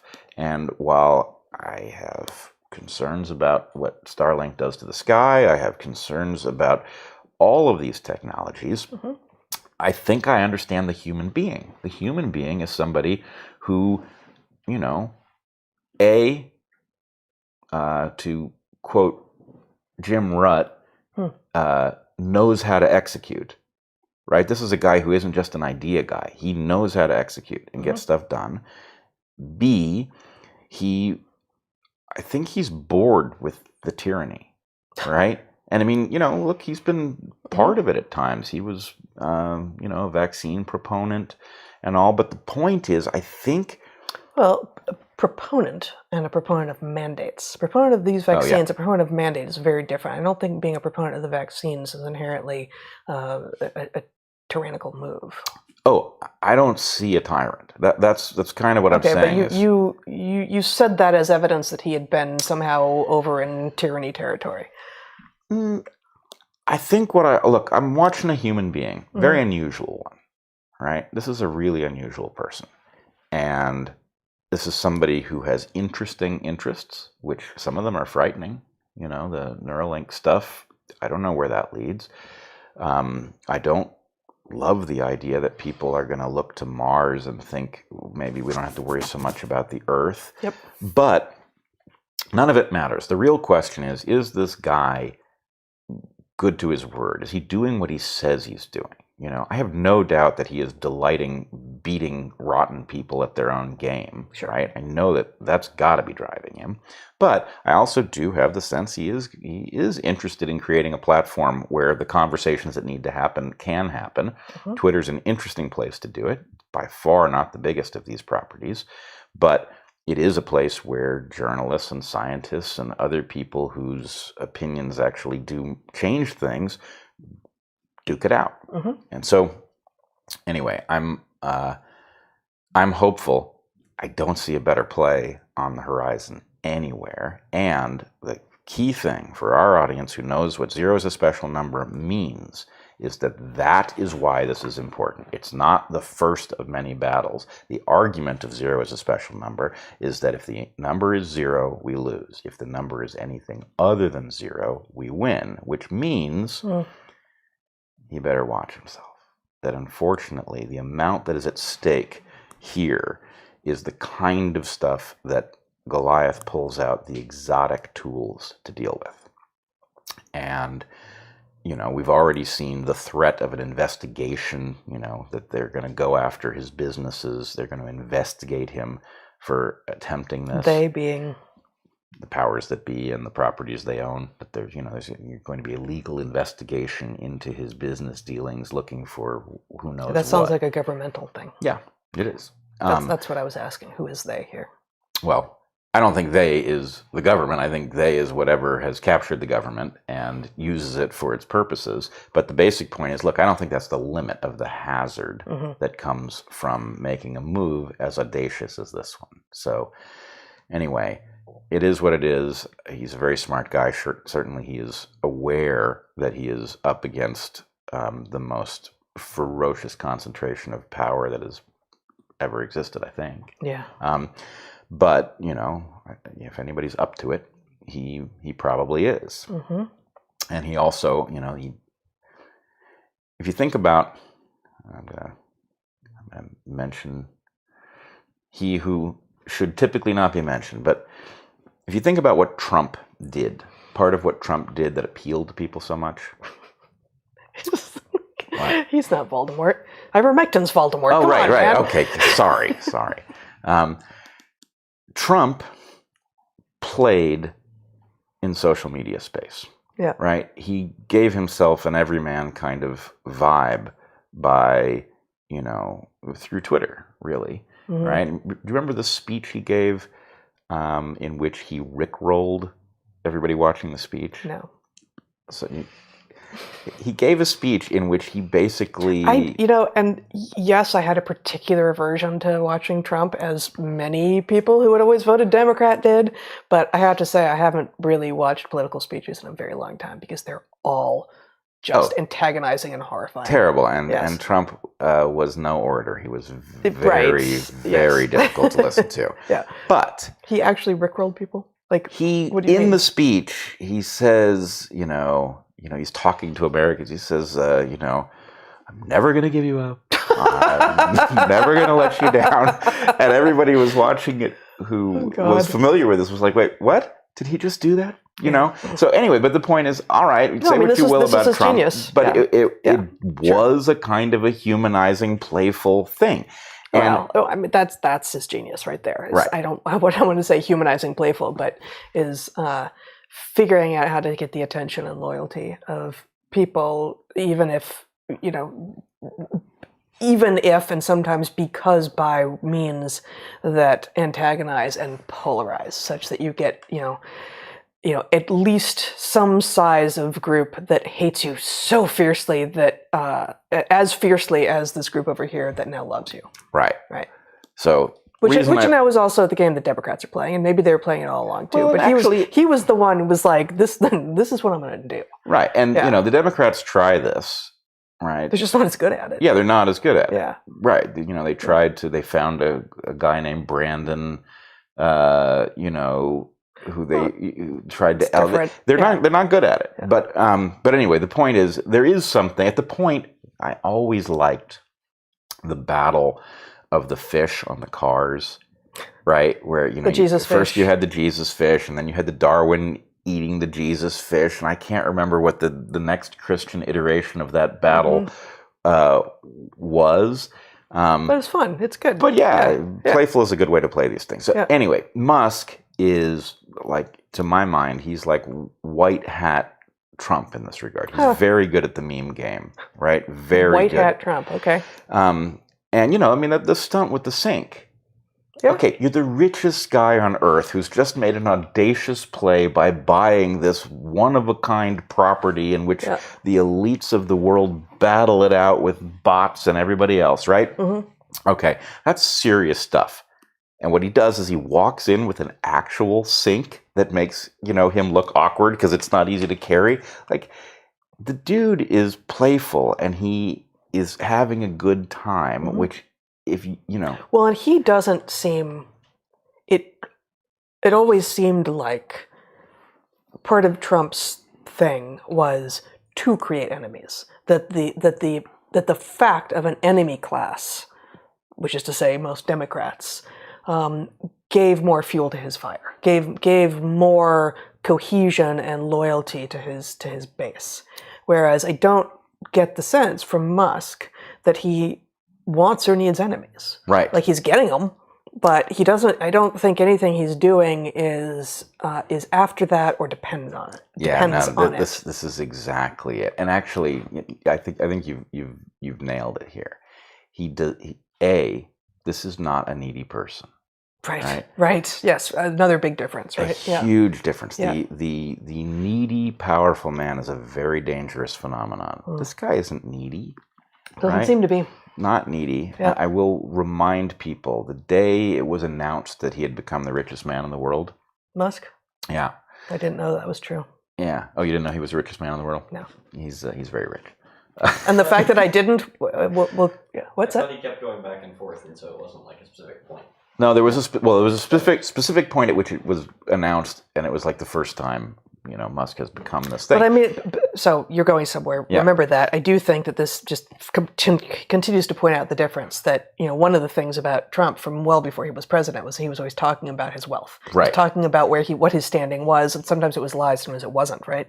But that's not, like, Elon just is. Like, right. I don't think he ever talks about that standing, and maybe I'm wrong. I honestly don't pay that much attention. His tweet from that day captures it, and it could be a brilliant ploy. Oh, didn't he was like back to work? Yeah, he was like, that's odd, back to work. Yeah. And it was like, that is exactly, I don't think anybody ought to really be comfortable with one individual having that disproportionate level of power. Yeah. But if somebody's going to have that disproportionate level of power, you do want it to be somebody who regards it as, well, okay, that happened.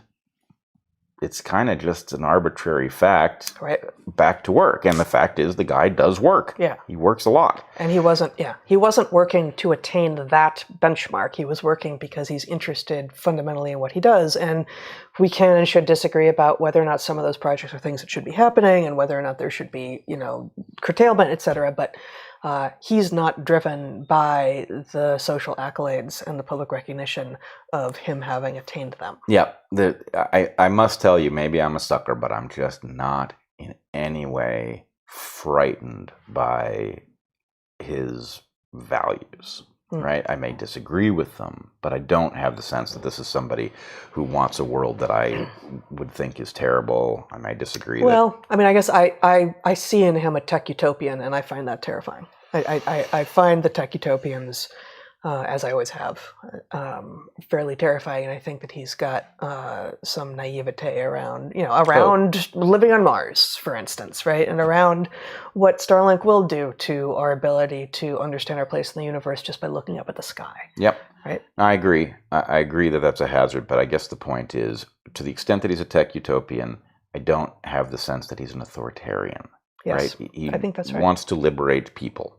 And, he may want to liberate them to do something that we would find horrific, but, right. Liberating is the key ingredient. I'll say one final thing, which is he is now actively searching and interacting with people on Twitter about the idea of, okay, now he's got it. What exactly is he going to do to moderate it? Because you can't not moderate it. At the very least, you have to... you have to be able to at least receive complaints from people and have, things like doxing taken down. You have to adhere to the law, Yeah. first and foremost, and then there may be things that are legal Presumably, that are clearly wrong. Yeah. Right? Pedophilia. Well, that ain't legal, but... That's, you said you got to deal with the legal... You got to deal with the legal stuff first, Yes. and then there's stuff that's this side of the law, but clearly wrong or undesirable for the platform. Yep. So you got to moderate it somehow, and even with the legal stuff, where you could just say, well, that's the law, that's the line, you still have to figure out what's over it. Right. So there is a genuine problem. Now, I tweeted at him yesterday that there were some people in the Game B space that I thought were very good at these kinds of puzzles, and that, he was saying, look, there's going to be a council. And my point would be, there's some people who have done a bunch of thinking down this road already. A council to figure out how to moderate Twitter. Okay. But I would also say, it occurred to me later that back when Game B was an actual group of people who met, I came up with something like a plan for governance that was impractical. Wouldn't work. It was just a kind of a proof of concept. Here's something you could do to solve the problem, but you can't really do it to a civilization. But it occurred to me you could do it with Twitter. And so anyway, I want to make the offer. If he wants to reach out through any of the people we know in common. And you think it'll work for Twitter? Yeah, I mean, let's put it this way. There's part of the value of the idea is that it evolves in the right direction. And so I think it could work with Twitter, whereas I don't believe there's much there from the point of view of there's no possibility of a positive feedback, like a runaway process. The opposite. I think it would Great. inherently tend towards the solution he's looking for. So anyway, is what it is. All right. Well, there's one more thing you were thinking about talking about. Yeah, it's kind of heavy. Okay. But I also feel like people will understand why it's necessary to talk about it. Okay. I had a very odd experience this morning. Having gotten home yesterday. Yeah. Or no, you got home. Day before. Yeah. Okay. So anyway, you haven't been home very long. Haven't been home very long. I woke up with the sun this morning, thinking about stuff, and I was reading a few things on my phone, and I read Caitlin Johnstone's piece about how people who depart from the narrative on Putin and Ukraine are viewed and treated. It's an excellent piece. I recommend it. She's often very good, and she's really excellent at this particular job, so it's a good piece.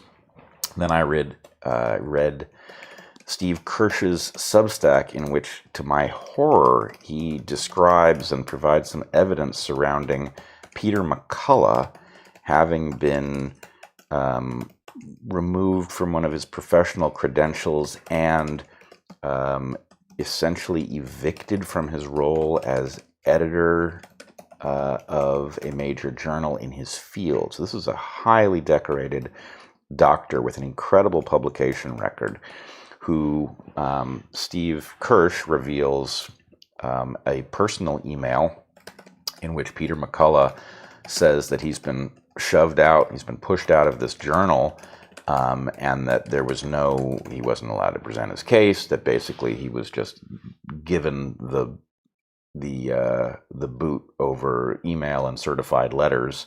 And then Steve Kirsch reveals that he republishes what the journal says happened, and the journal says that Peter resigned because he basically wanted to go spend more time with his family, or one of those nonsense things, right? So you can see the two things side by side, and there's no reconciling them.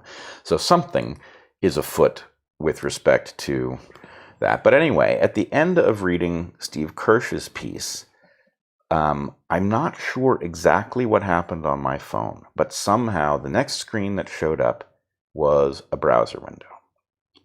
And in the browser window was a DuckDuckGo search, as far as I know, already completed on the word suicide. Which you had not done. I absolutely did not conduct a search on the word suicide in any time in memory. And it's not the kind of thing, sometimes I search a word because I don't know how to spell it. I'm not sure. And so I'll search it in order to see whether I've got the spelling right. This isn't such a word. I know how to spell it. There was no explanation for why this browser window with that search would have come up. And obviously, phones are complex. I'm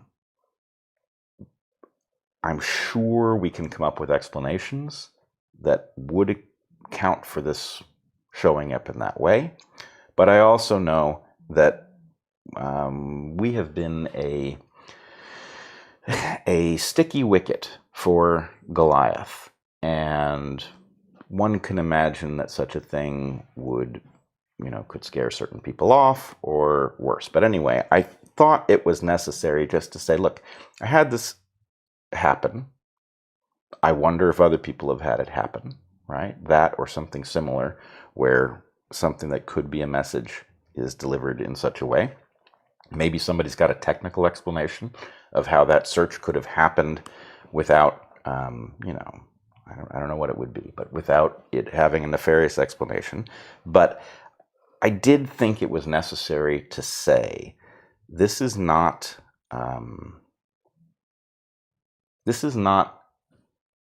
a thought that occurs to me. It's been a very long time since I've had any thought in that neighborhood. In fact, since having a family, people have suicidal thoughts occasionally, but having a family displaces all of that. And I just thought it was necessary so that, look, there are obviously hundreds of billions of dollars at stake, and criminal liability, and all sorts of things, the kinds of things that people do terrible stuff over.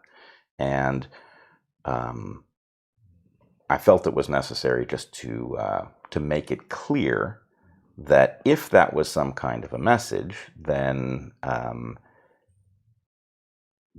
this idea is nowhere in my thoughts. The only time If something were to happen to you, yeah, and the explanation after an investigation is suicide, you are saying here and now that it was not. well, I will tell you the conditions under which I would consider it. Mm-hmm. The conditions under which I would consider it are, let's say that I had a terminal illness or something so destructive of the capacity to contribute to my family that I was much more of a hindrance than I was a help. In such a circumstance, obviously, there's an argument for this. Or, under torture that shows no sign it can end, where there is no hope, right? Such things, obviously, I don't want to say never, ever, ever, because there are circumstances in which this is a rational response. But what I will say is under, I've got so many reasons not, as tough as the world is, I have a wonderful life. I have people who are depending on me, whom I love and do not wish to strand. I do not wish to traumatize them. I have selfish reasons to want to live. I do not see how this works out. Yeah, I do not like the idea of dying and not getting to know how stuff that I was part of ended up, right? That galls me a little bit that can happen to you. So, well, there's going to be some things left hanging. Sure, but the big stuff that's in play, I'd kind of like to know how it ends up. I get this. Yeah. So anyway, I think it is. I think the job is done. Mm-hmm. Maybe it was a technical glitch.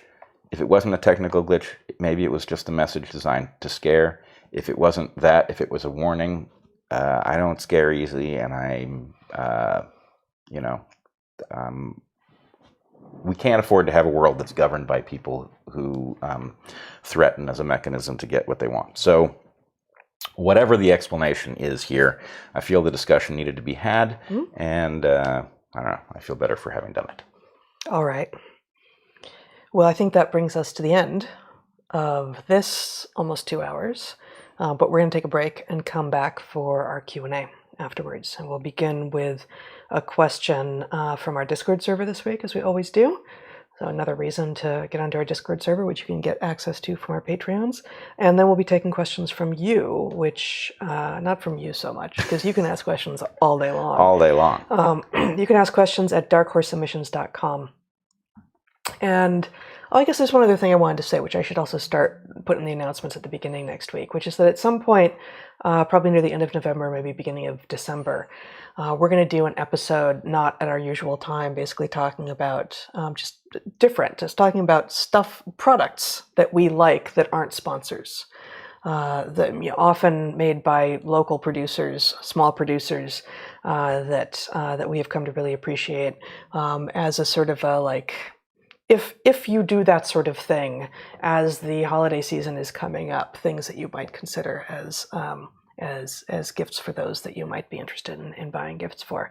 And so, although this could result in no emails at all, it could result in an awful lot. I will say that our darkHorseModerator@gmail.com email, darkHorseModerator@gmail.com, can receive suggestions. And what else? I think we'll be back in 15 minutes or so with that Q&A. And in the interim, and until we see you again for the main episode, same time, same place next week, be good to the ones you love, eat good food, and get outside. Be well, everyone.